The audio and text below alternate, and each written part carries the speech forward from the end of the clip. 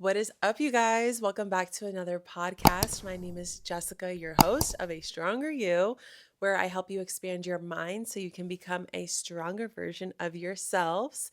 And today, my friends, we have a special guest, Marissa. Yes. I'm so happy to be here. Thank you for having me. I'm so happy that we got to do this. Yes. How we met. It's crazy. It's crazy. So, I would say circa 2014, 2015, maybe. And I had just started at Retro. I don't know when you start. I feel like we started around the same time because the gym opened like Hold on. 2014. Retro fitness Retro is not in Fitness. every state. So, for Oh. context, I I'm learned that thinking from everyone moving. knows. Retro fitness is basically like a step up from Planet Fitness, but like right beneath LA Fitness. Is that a good way to explain Yeah, it? I would say that. Yeah. It's like a $20-$30 a month gym. Yes. That's what Yes. retro fitness is. So that was like my first gig teaching Zumba. And I had met Jess. She was working at the front desk when I met her. And I actually worked with her mom too. So I was working at different gyms. I was working at LA Fitness. I was one of the gyms that I taught Zumba at as well. So I met her mom there. And she was like, "Oh, you work with my daughter." And Jess was like, we never like hung out really. Like, I feel like we hung out maybe one time with like Melissa. If you guys don't know who Melissa is, I'm just out here like talking. But yeah, like we never really exchanged like too many words, but we were just cool. Like we always saw each other in passing and Yeah, like I always remember you coming in and just smiling and looking at me. hmm I'm like, "Oh, that's Marissa. Like she's hmm here to teach Zumba." yeah. But like you always just smiled. Like you Mhm. always had like a beautiful energy around you. And this was like way before I was like really tapped into like what energy is and all the things, Mhm. but you can't make Mhm. up feelings. Yeah. And so I just felt like good vibes from you every Mhm. time that you came in through the door. Oh, thank you. That means a lot. That means a lot. Cause yeah, energy is everything. And same thing, like back in the day, at that time, like I wasn't really focused on like what type of energy am I bringing. Like with classes, yeah, obviously you do have to bring more energy and it's all about fun and just presenting the vibes to class. But it's good that you say that because that means a lot. Yeah. Yeah. How did we stay in contact? Social media, like the Yes. power of social media, it's real. So we had always followed each other. I feel like from when we met, probably like on Facebook. I don't know. I was a Facebook girly back in the Yeah, I day. honestly was not. Yeah. And I'm So so maybe it wasn't Facebook. I mean, I have Facebook, but I'm not like a Facebook girly. Yes, yes. Yeah. Yeah. Now I'm definitely not. Like I was just always intrigued because you to me, you always seem like someone who had really good work ethic and you always seem very focused. And obviously outside perspective, your perspective could have been different.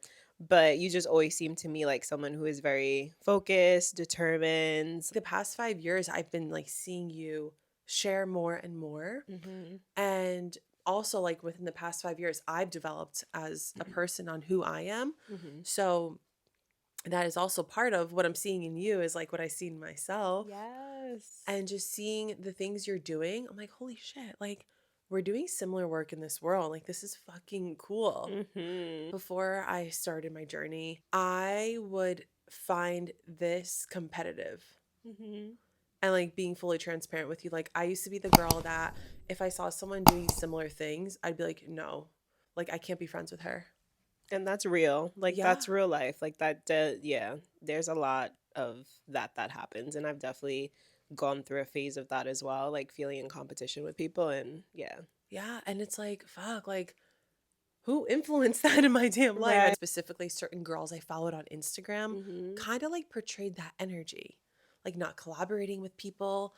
And like Mhm. those are the girls I looked up to. And I Mhm. thought they were doing it right because they had hundreds of thousands of followers. I'm like, oh, Mhm. they must be doing something right. Let me learn from them. Mhm. And then I realized, actually, no, like that's not what I want to do. Mhm. I want to be like friends with these people who are doing similar work because it's a gift. Yes. Actually, seeing it from a different perspective Mhm. was what supported me on my journey of like getting out of that. Yeah, yeah, that makes sense. I'm gonna say this, and this isn't to bash like Zumba or the Zumba world or anything, but I did feel like when I was teaching that, like for what, like 5 years, 5, 6 years, I was teaching Zumba.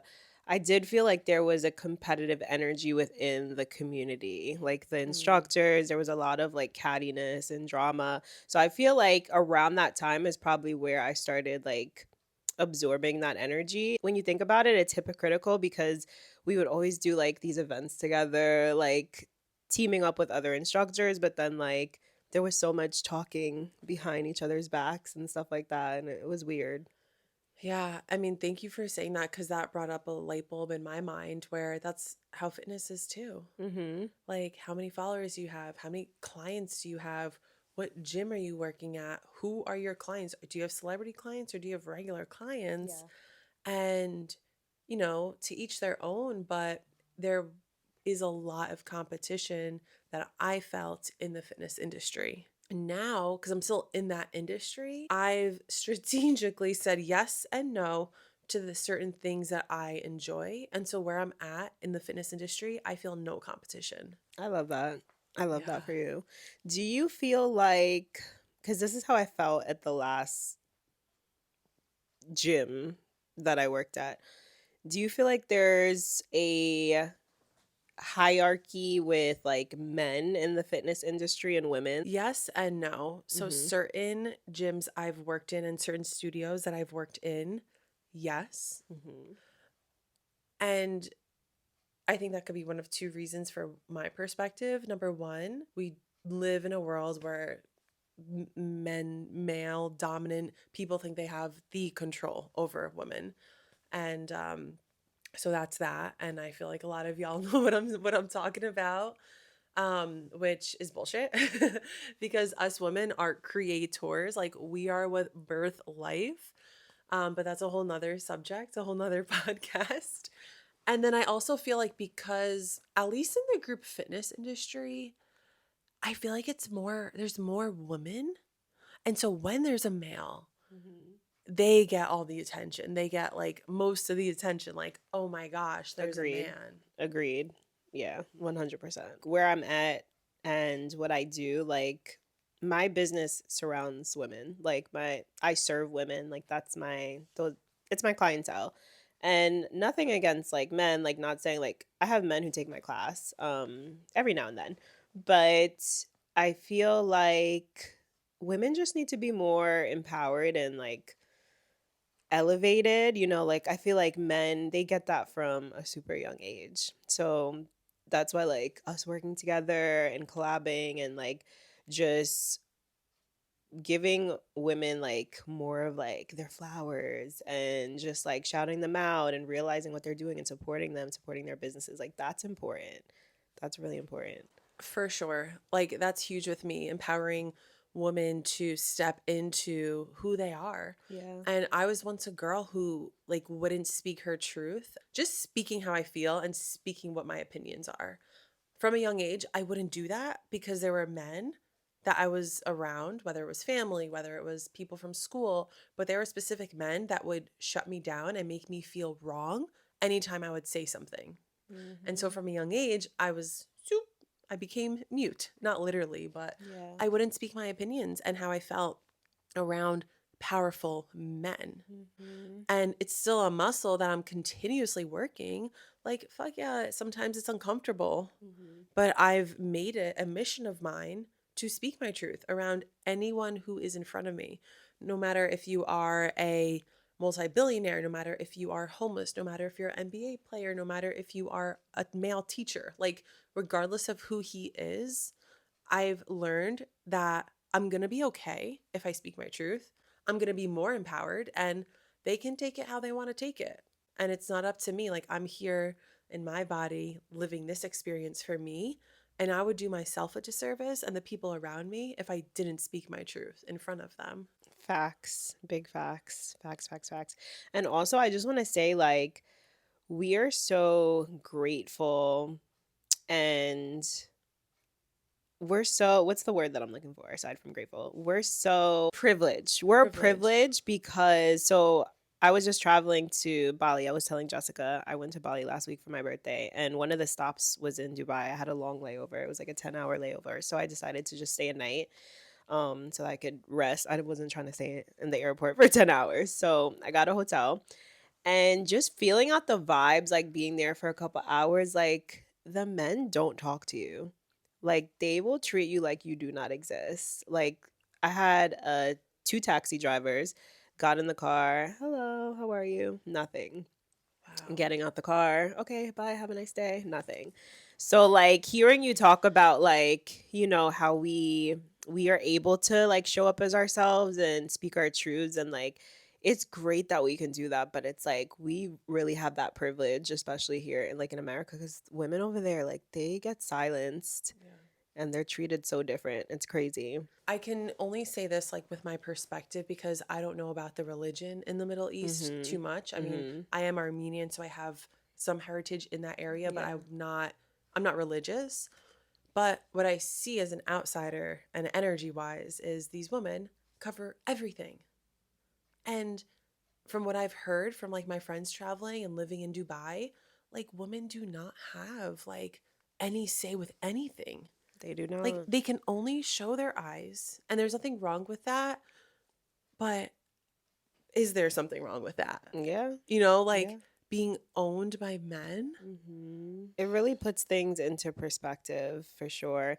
And don't get me wrong, like I'm not saying don't go to Dubai. Like I would definitely go back, I think, with like a group of friends and maybe like stay in a certain area. But as far as like, but then also like I was thinking like, do I want to come back to like a country where they don't respect women? Like, and to just feel like constantly you're not, like you're not respected or you might be doing something wrong. But subconsciously, I'm like, am I like, should I cover up? Like, is someone gonna say something to me or?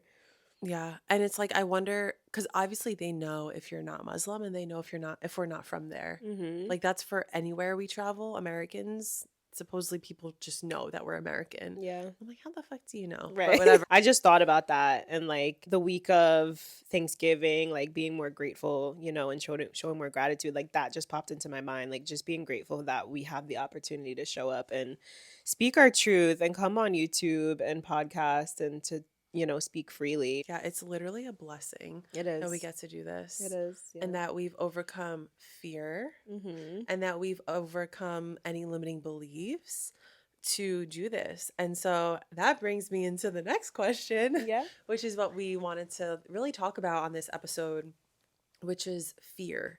And one more thing before we get into that, I do just want to say like this was not to bash men at Not all. at all. Like I love men. I love my dad. I love men in the world. But this is just a perspective and this is just a thing that we all went through. And I feel that every single person in this world is allowed to share what their opinion is and how they feel towards certain things in certain situations. Yes. Yes. Yeah. Agreed. So back to the schedule. Yeah, so let's talk about fear. And we're both entrepreneurs. Mm-hmm. We do not have 9 to 5 jobs. Mm-hmm. We've taken risks. Mm-hmm. We've believed in ourselves. We've crushed limiting beliefs because those are a real thing. Yeah. Everyone in this world has them, Still crushing them. still crushing Yeah. them. And so, my question to you is how have you overcome fear and how do you continue to work that muscle? It's a good question. Uh, I would say definitely just a lot of internal work, reading books about people's lives who have also overcome fear, people who have come from nothing, people who have gotten out of situations that they thought they couldn't overcome. We could be very caught up in our lives and thinking that what we have or what we're going through is so hard, right? And then when you shift it and you see other people like freaking Oprah, like there's so many people who have climbed to where they are from really nowhere, but with determination and overcoming fear and ignoring, the doubts. A lot of people will put their doubts onto you. A lot of people will put their fears onto you. Especially like family members and close Yeah. friends. Yeah, especially like my parents, I love my parents, but they they have a lot of fear. Like even with me traveling solo, I told my parents very last minute because I was like, I don't want that anxiety and fear to come onto me, and Mm. especially like, yes, sometimes traveling solo, it can be a little nerve-wracking. You can have a lot of, a little bit of anxiety around it. So I didn't want that to come onto me. But yeah, with family for sure. Like I remember growing up and wanting to pursue musical theater after high school, like because that's what my focus was in high school. And then that's what I wanted to do for college. And my mom was like, I don't think, that's a great path. Like, you're not really going to make money. Like, that's not, you're going to be a starving artist. All those limiting beliefs Mm. that I'm pretty sure like a lot of people do believe, especially the generation. With generations come different beliefs. So, yeah, just having to overcome that and realize like, again, going back to what you said, like we're given gifts and we all have purpose and we all have things to accomplish while we're here. So coming back to that and really just aligning with my purpose, like that's one way to overcome fear. Yeah, that's super powerful. For the person who's watching this, they have fear behind starting. They're either looking to start a business, they're looking to start their own brand. What is something you would share with them to encourage them that fear is just fear? I think fear is necessary.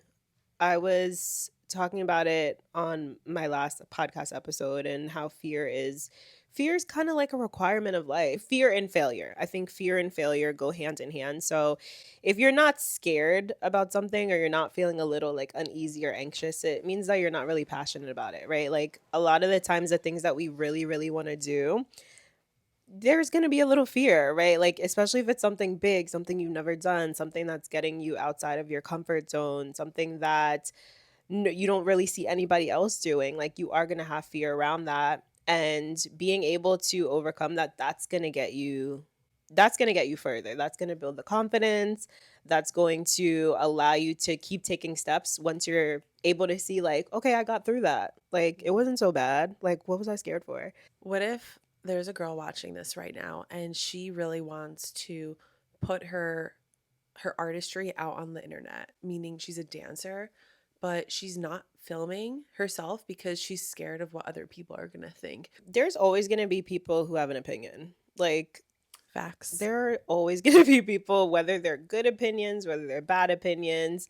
But what it really comes down to, you have to ask yourself, well, why do I want to post the video? First of all, do I want to post the video for me, or do I want to post the video to please other people or to receive validation? You have to really like figure out why. And I think that's a big question. I think just with social media in general, like, why are we on social media? Yeah. Because if you're doing it for the likes and hoping that people will support you, you can disappoint yourself because not everybody's going to support you. Yeah, and that's like feeding into the limiting beliefs and the fear is posting it for other people Yeah. because you'll have an expectation, and if it doesn't go that way, how are you going to feel? Yeah. Versus like what if they genuinely want to post it for themselves? Yes. Yes, exactly. Um Posting it for yourself, yeah, I would say yes. Like that's the only way. You have to shift your mindset to be that. Like I'm doing this for me, right? If not me, who else am I doing it for? Maybe a community, maybe to inspire other women, right? So it could either be I want to post this to overcome my own fear, right? I want to post this just to put myself out there. I want to post this so that maybe I can receive an opportunity or I can just see how people receive what I'm doing.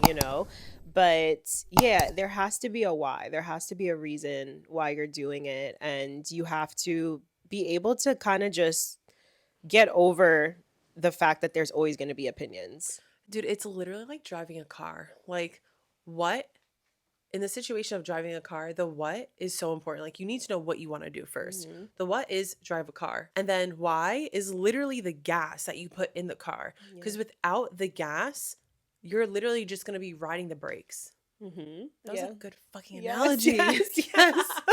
I love that. I love that. It's But true think about though. that. Like, Yeah. what and why. And that's also manifesting. You need to be so clear on those two. Yeah. Everything else, how and when, is not up to us, it's up to the universe. Yes. And the timing, all of that just happens. Like, How am I going to go viral? How am I going to get the clients? When is not up to us. We It's just need not. to know what and why. Period. Period. What's the why? Why do you really want this? And also going back to who are you at the core? I know it takes a lot of time, and Yes. we've been putting in the work, to figure out like our purpose, what message we need to put out there, what what are our gifts, right? Like what are we good at? Why are you on YouTube? Like all of that really matters too. So just taking time to figure out like who you are and getting confident in yourself and just knowing like what you're capable of.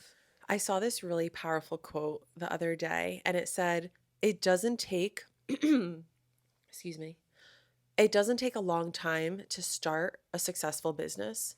It takes a long time becoming the person who's willing to do that. And that shit hit Amen. home. Like all the Amen. inner work, that's the long part. But having a successful business, it just happens when you become that person who's able to hold at the capacity at where you feel that you see yourself going. Amen. Bringing this to an end, I want to finish up with a question. If you could go back and tell your younger self two or three things, what would you tell her? I love this question. So, first thing I would say, stay the course. Stay consistent with whatever it is that you want to do. Stay consistent. Like, there's going to be times where you really want to give up and you don't see the results that you want. And that's fine. Like, that's part of it. But staying consistent is where you start to see the changes. What else? It was two. Three. Three. Ooh. You got three things you get to tell your younger self. How amazing. Hmm.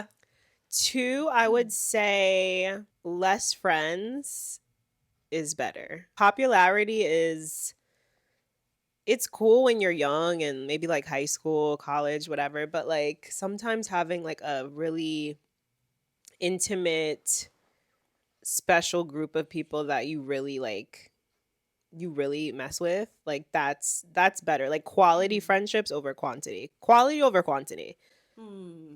Yeah. with everything, honestly, but especially Amen. friendships. Third thing, get over yourself. Can I curse Mm. on here? Oh, yeah.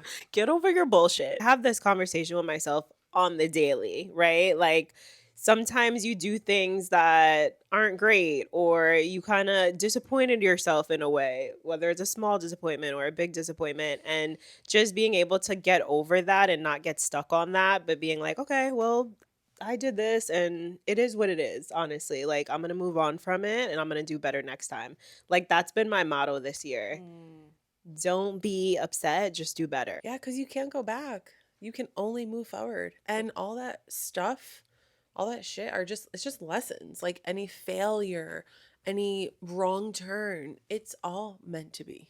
Wow. So stay consistent, quality over quantity. Get over your Shit. bullshit. Thank you guys so much for listening.